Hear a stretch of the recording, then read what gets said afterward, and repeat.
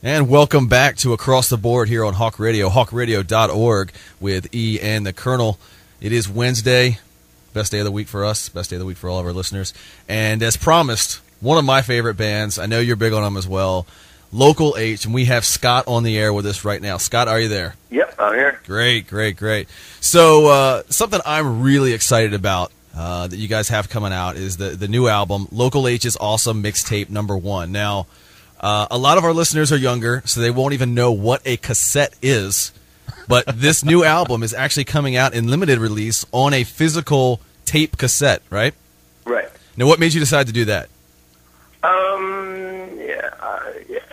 I mean, just the whole concept of the record is, like a mixtape type of thing. And they're all covers, and so we sort of put it together like it was a mixtape. And I mean, believe it or not, there are people who are trying to bring cassettes back, which to me sounds like the craziest thing I've ever heard. Yeah. But you go into like indie record stores, and I mean there are like lots of like up and coming bands that just put out records on cassettes only. I mean, it's like a lot of improv type of bands and stuff. I've seen that vinyl sometimes tries to make a comeback, and a lot of people like to collect them for nostalgia's sake. But well, Neil Young was saying that actually vinyl has a better sound than anything else. So, but cassette does not. I don't know. Maybe it's just cool. I don't know anyone who thinks. I mean, there are some crackpots who think cassettes sound better, And vinyl, you could say it is back, and it totally is, and it does sound great, and it looks great, and it's awesome. That's true. If you walk into any Hot Topic, not that I've done that a lot lately, but if you walk into any Hot Topic, you can find, like, there's a whole section where they sell vinyl, and there's a lot of current stuff in there. Yeah. I'm surprised by this. They also sell it for, like, $30, and what kind of moron is going to spend that much for a record? That's a good point. Somebody who shops at Hot Topic, obviously. True. Now, obviously, your biggest hit, to date on the charts, as far as we're talking there, is "Bound for the Floor." Great, great song from back then. I'm also a big fan of Eddie Vedder and High Five, and on this radio station we have to say MFer. So we love that one as well. But one of the most interesting things about your band to us, I think, is that there are only two of you. So you actually you have bass pickups on your guitar, right?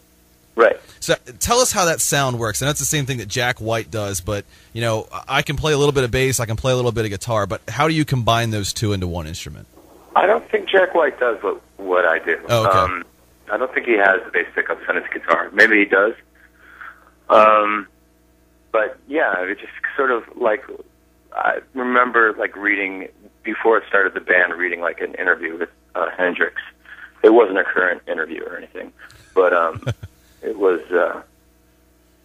he was talking about how he splits the guitar up and how the bottom strings were the bass and, the middle with the middle, just sort of like looking at the guitar as a whole band. So that just got me thinking, and so I just put a bottom bass pickup on the bottom two strings.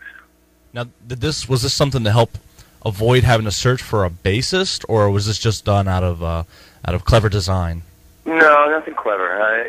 It was just, we're from a small town where there weren't a lot of musicians that were sort of simpatico with us, and there was a lot of like people who played bass but had mullets, and it didn't really work out. So it was just a kind of a thing, like we just didn't have a bass player, and didn't feel like waiting around. So mullets are an automatic disqualifier from the band, then, right? It should be. Yeah, that's a good call from any band. Yeah. I have to agree with you there.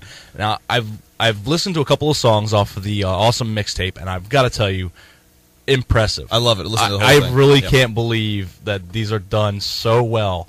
The cover of Wolf Like Me, Time, and Last Caress, fantastic. How did you come up with the track listing for this? Was it just songs that you really wanted to cover at some point in time and put them together on an album? Yeah, most of them were songs that we'd been playing live for a while. Like the Pink Floyd song, we've been playing live for about 10 years. And, Tunes on the Radio song, I think we started playing it live before that record even came out. So it's just something that we just like these songs, and we've been playing them, and we sort of just went in and just recorded them all in like a, all the basic tracks in a couple days, and just put them out. You know, there wasn't a lot of thought to anything. They were just tunes that we loved, and we just sort of played them that way with enthusiasm. You know. I've read in the past also you've done some interesting giveaways, different fan interactions. The band is known really well for fan interaction inside of shows and outside of shows. And I read something about an interview or a giveaway where you gave away tickets by people having to come up to you and saying a line from a Rush song. Right. How did you come up with this idea? That this has got to be one of the greatest ideas I've ever heard of. How did you come up with that? Well, we were doing some show inside of Sox Field, and you know, we could give away free tickets, and we just I mean, I'm not hard to find in Chicago, and so it was just the kind of thing that they just had to come up to me and quote a line from the end of 2112, where it says, "Attention all planets of the Solar Federation." So, I mean, I'm just a Rush fan. I'm actually, as I'm talking to you right now, I'm wearing a Rush shirt. So. Nice. We're all Rush fans. I have to say I'm a huge Rush fan as well. Yeah, they're great. Was it specifically done because it's a White Sox game? I'm asking this because I'm a Cubs fan now. I don't know if that's automatically going to kill this interview or not. He does not have a mullet, but he is a Cubs fan. Was it done because of what? Was it done because it was are you like a particular fan of the White Sox, or was it just happened to be that's where the show was at? No. I you know, like you put on baseball and I'm automatically bored. So it had nothing to do with anything like that. It was just, you know, instead of a password, instead of like swordfish or something, we just came up with the Rush thing. Now, love the new, like we said, love the new album, the awesome mixtape, and the cover of Toxic is amazing. Joey by Concrete Blonde is one of my favorite songs of all time. Just cool, great tune. Yes, I'm huge. As soon as I saw that was on an album, I'm like, I'm in. You know, talk a little bit about where you guys are playing coming up. You know, where people can get in touch with you. You know, MySpace, Facebook, whatever you have there. Yeah. You know, I don't know. I mean, what we're kind of like doing now is we're working on a new record, and I'm going to go on vacation in a couple days, and hopefully when I come back, I will have it all done, and then we'll just go in the studio and start recording. I think we're putting out a greatest hits record in a few months, so maybe we'll do a tour behind that and this covers record, and just do like a hits and covers tour.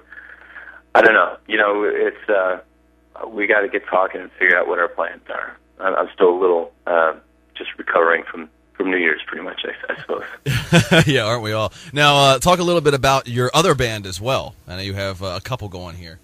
Scott Lucas and the Married Men. Yep, exactly. Yes, that's, you know, it's more of like it's a much bigger band. It's like a 7-piece band, and you know, we have like violin and accordion and, you know, keyboards and just a bunch of stuff, and it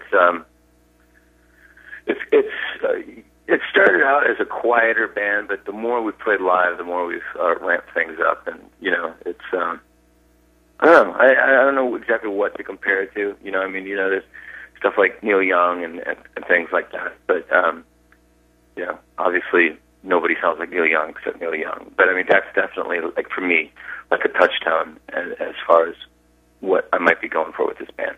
Yeah, that's one of my favorite things about your style, though, and your bands, that you don't sound like anybody else necessarily, and that's a good thing. You don't, you're not like a, I don't know, like a cookie cutter type band. Yeah. I was going to name a band, but I probably shouldn't. I don't want to alienate anybody. But yeah, you guys always have something a little bit different. Now, you have an eclectic taste, obviously, with covering Britney Spears and everything. What album would your fans be surprised to know that you own? I don't know. I mean, I don't know if I could. I'm not sure what they think I would or wouldn't own. Right. If you have any, like, Wu-Tang back there or something, you know, different like that? Excuse me, who? Wu-Tang Clan? Wu-Tang? Yeah, of course I've got Wu-Tang stuff. Yeah, nice. I've got a lot of ABBA records, and I'm a big ABBA fan. Okay, that would be different, yeah. That could be construed as maybe, yeah, something. I mean, probably the most embarrassing records I own are like the first couple of Killers records. You know, I think those are great records, but I don't necessarily run around and say that I own those records. Right. Now, see, that's an interesting response because I'm actually a huge Killer. Well, I'm a big big fan of Hot Fuss. I'm a big fan of their first album, but their other stuff's a little bit weak. Yeah, but yeah, they're good. That's an incredible album. But it's a terrific record. But, it's not the kind of record that gets you any cool points. That's a good point. Yeah, not pulling any tail with that one, I guess. Yeah, right. Good point. All right, Scott. Well, we really appreciate it. Again, the new album, the awesome mixtape. If you can pick it up on cassette, do it. Just for the sake of. Just for old school sake. It's not as good. It's not going to sound as good. We know that. But on CD as well. So, get the CD. Download whatever you can do. But hey, download it out legally via iTunes. Get the 8-track, phonograph, whatever you got to do. Go out and get it. Great album, and check these guys out. And Scott, you guys have Facebook, MySpace. What's the best way to keep in touch with you? Twitter, something? We've got it all. Yeah, we've got a website, localh.com.